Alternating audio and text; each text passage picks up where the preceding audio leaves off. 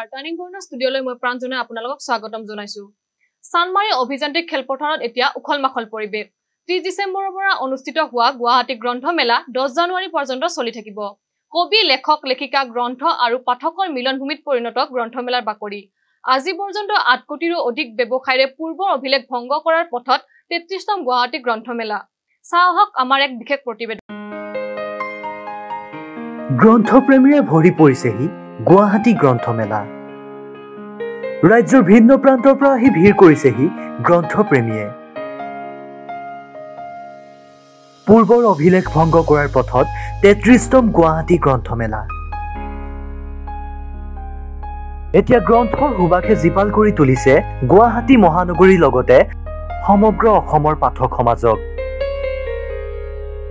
130খন বিপণীৰে ভৰি পৰিছে গুৱাহাটী গ্ৰন্থমেলা অসমৰ বাহিৰেও দিল্লী কলিকতা আৰু বাংলাদেশৰ পৰাও আহিছে বিপণীসমূহ এই মেলাত অধিক হাৰত বিক্ৰী হৈছে লাইফ অফ এ ড্ৰাইভাৰ শীৰ্ষক গ্ৰন্থখন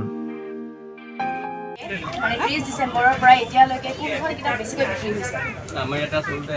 আৰু ব্লে এখনৰ কি কোনো বিভিন্ন কিতাপ ৰাখিছোঁ গতিকে তাৰ ভিতৰত লাইভ অফ এ ড্ৰাইভাৰটো খুব বেছি বিক্ৰী হৈ আছে তাৰ লগে লগে এটা চলিবাটো নতুন কিতাপখন মই অসম জীয়াইখন সেইখনো খুব ভাল বিক্ৰী হৈছে জেইচিখন যোৱাবাৰ খুব ভাল বিক্ৰী হৈছিল এইবাৰ ঠিক তেনেদৰে বিক্ৰী হৈ আছে আৰু তাৰ লগত সমান্তৰালভাৱে ভৱেন্দ্ৰনাথ শইকীয়া আটাইবোৰ গ্ৰন্থ ভৱেন্দ্ৰনাথ শইকীয়া গ্ৰন্থ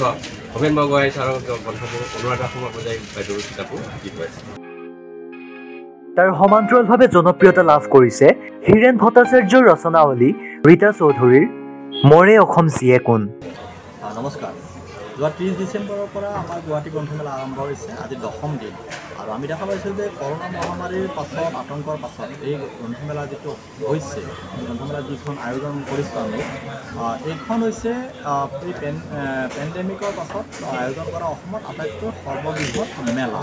আৰু এইখন গ্ৰন্থমেলা আৰু এই গ্ৰন্থমেলাত ৰাইজে বিপুলভাৱে সহযোগিতা কৰিছে আহিছে আপুনি দেখাই পাইছে যে কি ব্যাপক হাৰত জনসমাগম হৈছে আৰু আজি দিনৰ ভাগতে প্ৰচুৰ মানুহ গ্ৰন্থমেলালৈ আহিছে এনেধৰণে যোৱা 10 দিনত প্ৰতিটো দিনতে এই 10টা দিনত প্ৰতিটো দিনতে সমানে সমাগম হৈছে আৰু গধূলি ভাগত এই সমাগম যথেষ্ট বেছি হোৱা দেখা যায় হয় মই বৰ্তমান সময়ত উপস্থিত আছোঁ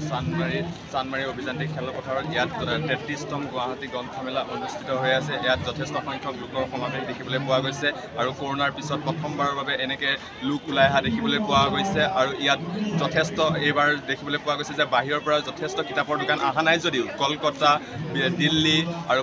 বাংলাদেশৰ পৰাও 5খন 4খন প্ৰায় তেনেকৈ কিতাপৰ বিপণী অহা দেখিবলৈ পোৱা গৈছে আৰু ইয়াত তিব্বতৰ পৰাও এখন কিতাপৰ বিপণী অহা আমি গম পাইছোঁ আৰু ইয়াৰ কৰ্তৃপক্ষৰ পৰা জানিব পাৰিছোঁ যে ইয়াত কৰোনাৰ প্ৰতি লক্ষ্য ৰাখি এইবাৰ বাহিৰৰ পৰা বিপণীৰ সংখ্যা কম